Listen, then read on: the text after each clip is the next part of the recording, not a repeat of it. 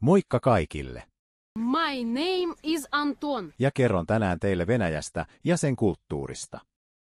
Lähdetään liikkeelle ihan perusjutuista.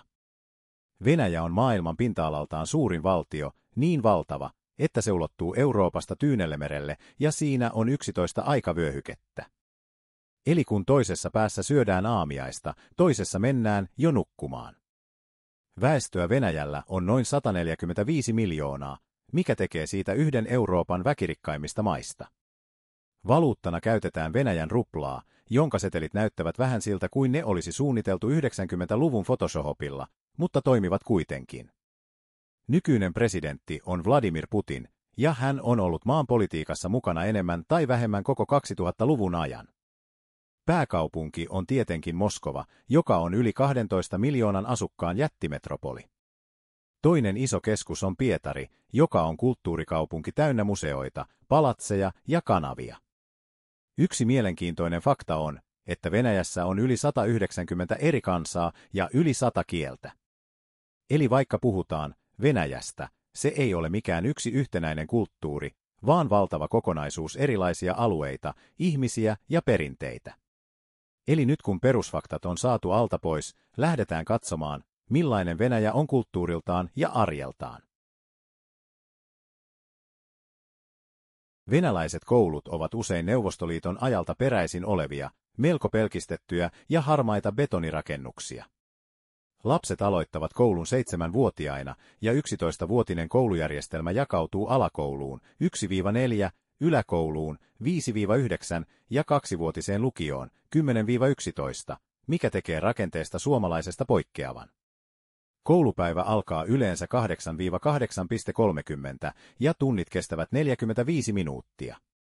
Oppilaita on päivässä noin 7, joten koulu loppuu 14-15 aikoihin. Oppilaat pysyvät samassa luokassa ja opettajat kiertävät, paitsi liikunta- ja laboratorioaineissa. Säännöt ovat melko tiukat. Myöhästymistä ei hyväksytä, monissa kouluissa on yhä pukukoodi ja opettajaa puhutellaan etunimen ja isännimen mukaan.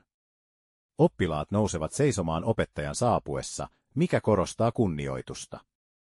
Lounas syödään ruokalassa, ja ruoka on yksinkertaista, kuten keittoa, perunaa, pastaa tai kanaa.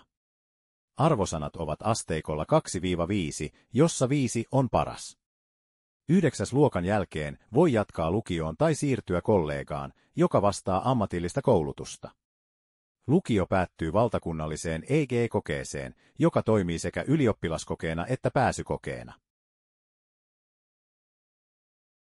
Venäläinen armeija, eli Venäjän asevoimat, on yksi maailman suurimmista armeijoista. Se koostuu maavoimista, merivoimista, ilmavoimista sekä erikoisjoukoista. Palvelus on Venäjällä pakollinen miehille, ja se kestää yleensä 12 kuukautta. Osa nuorista voi kuitenkin päästä vapautukseen tai siirtyä siviilipalvelukseen esimerkiksi opiskelun tai terveyssyiden takia. Tavallinen varusmiespalvelus alkaa lääkärin tarkastuksella ja koulutusjaksolla, jota kutsutaan nimellä Ushepka. Siinä opetellaan perusasiat: marssimista, aseiden käsittelyä, taktiikoita ja fyysistä harjoittelua. Päivät ovat aika tiukasti aikataulutettuja: herätys, aamujumppa, harjoitukset, ruokailu ja iltatehtävät.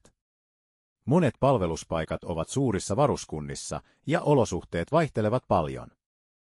Joissain yksiköissä arki on modernia ja organisoitua, toisissa taas aika perinteistä ja kurinalaista. Armeijassa on myös paljon sopimussotilaita, jotka ovat käytännössä ammattilaisia. Heidän koulutuksensa ja olosuhteensa ovat yleensä paremmat kuin varusmiesten. Monet palkka-armeijan sotilaat ovat lähteneet Ukrainaan sotimaan. Kokonaisuutena venäläinen armeija on iso, hierarkkinen ja aika kurinalainen järjestelmä, jossa fyysinen kunto ja selkeät rutiinit ovat keskeisiä. Varusmiehen arki voi olla rankkaa, mutta monille se on myös tärkeä elämänkokemus.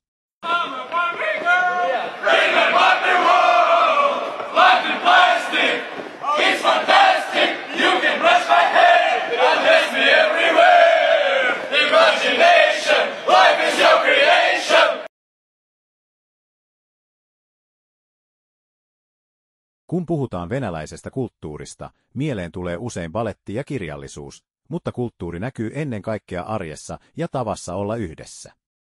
Yksi tärkeimmistä arvoista on vieraanvaraisuus. Venäläisessä kodissa vierasta ruokitaan runsaasti ja kieltäytymistä pidetään epäkohteliaana. Myös perhe on keskiössä, ja useat sukupolvet elävät usein lähellä toisiaan ja pitävät tiiviisti yhteyttä. Vaikka venäläiset voivat ensitapaamisella vaikuttaa vakavilta, he ovat tutustuessaan erittäin lämpimiä ja lojaaleja. Ystävyys on syvää ja pitkäkestoista. Ruualla on iso rooli kulttuurissa. Tunnettuja ruokia ovat borssi, pelmenit, blinit ja oliviesalaatti.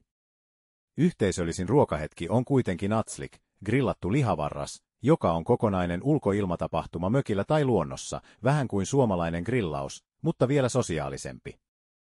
Juhlaperinteestä merkittävin on uusi vuosi, joka on jopa joulua tärkeämpi. Silloin syödään suuri juhlaateria, katsotaan klassikkoelokuvia ja lapset esiintyvät pakkasukolle. Venäläiset myös viettävät paljon aikaa yhdessä kotona. Pitkät illanvietot, tee, ruoka ja keskustelut suurista aiheista kuuluvat kulttuuriin.